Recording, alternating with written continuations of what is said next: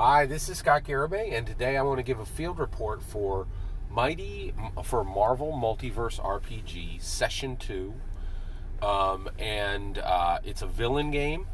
And around the table we have Gore the God Butcher, Green Goblin, Carnage, John Doe, who is a high-tech android made by AIM, Baron von Strucker's group, and then finally Thanos, right?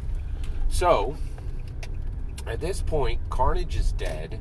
Actually, here's who's dead. Non-player characters, entities, Miles Morales and Moon Knight have been killed by the player characters. Moon Knight was decapitated by Carnage, and then Miles Morales was killed by Green Goblin. Then Hela killed Carnage, okay, and has made Gore the God Butcher kneel before her, okay. So her interaction with Gore the God Butcher is to make him kneel. Her interaction with Carnage is put him in the dirt, 6 feet under, right? Very high stakes game. I was very surprised, right? So now Green Goblin, the player character for Green Goblin, who I call my Birch player. So the Birch player is running Green Goblin and is saying that Green Goblin is very upset that Hela has killed Carnage. And so Green Goblin's player wants to kill Hela, right? So, and she's thinking about, and she's asking questions. It's a woman player. We have a mixed gender table, which is really nice. And so she's asking questions but she also is smart enough to realize that she's got to have a plan, because if she just rolls Green Goblin up against Hela, we know the ending of that. Hela's going to wreck Green Goblin, put him in the dirt, right? So she's asking questions, and she's kind of spinning up to the point where she can kill Hela. So here's where it gets interesting. So I'm a narrator, okay? I'm a Marvel Multiverse RPG narrator.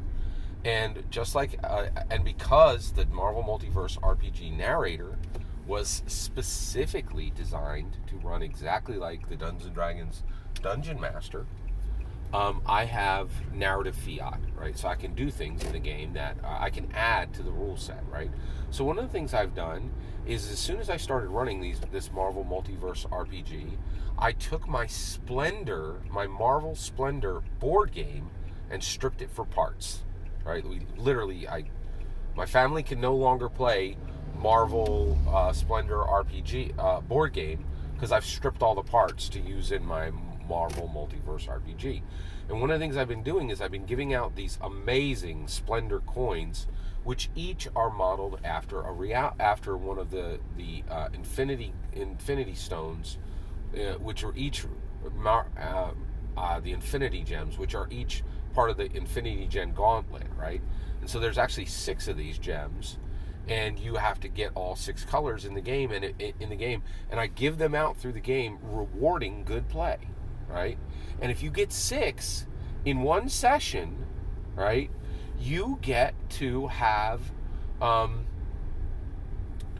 you get to trade it in for a boon, right? And it can range.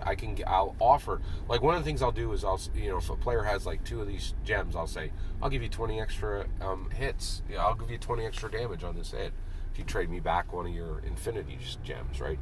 Now these are not these characters don't have the Infinity Gems on their player characters.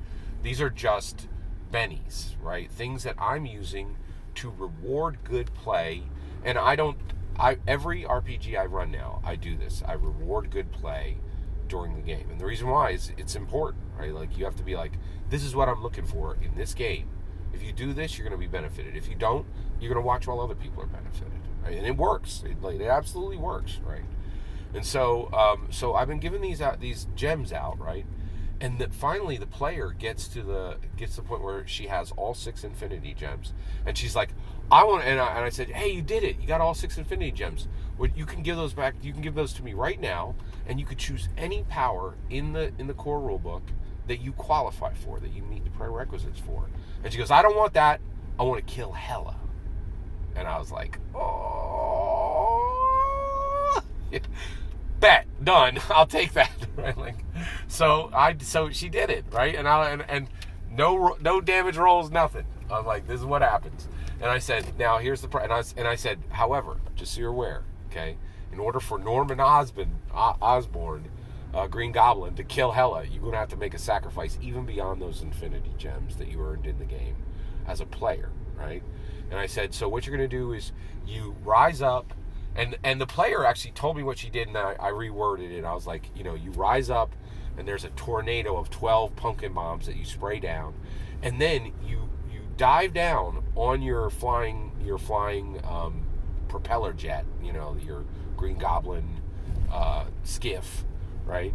And you spear Hela with this thing, and the pumpkin bombs and the explosions of your own, and you have to sacrifice.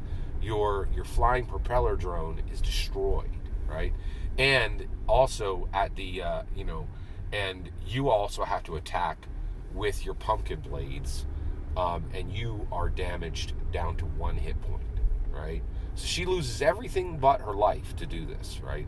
And all her infinity gems, but she kills Hela, and it was a great big moment. Now, what was really interesting is the Birch player had never played in the game before, right? So, and I was really delightfully surprised, because she was surprised that she was able to do something nobody else at the table was able to do, right? And arguably, like, the other player, Carnage, had far more rules mastery, but wasn't able to get done what she, a brand new player, was able to get done. And so it was a really, really cool moment.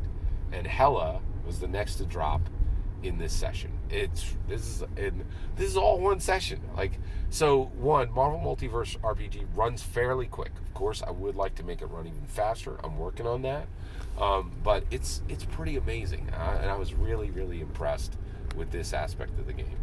Every single word of that is my humble opinion. What's important is when I get to hear your humble opinion when you get in the comments and send your traffic. Please consider subscribing, and have a wonderful millennium.